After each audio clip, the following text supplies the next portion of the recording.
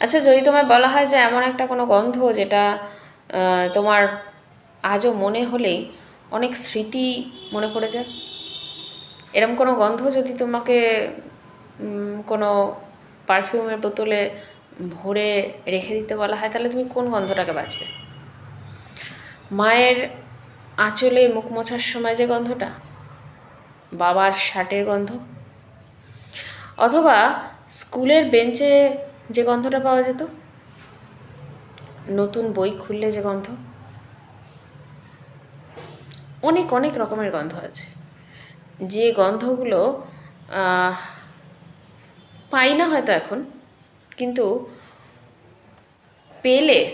কোথাও থেকে যদি পাই তখন কিন্তু অনেক স্মৃতি মনের মধ্যে ভিড় করে আসে এবং মনে হয় যে ওই গন্ধটাকে যদি একদম আগলে রাখতে পারতাম। তো তোমার জন্য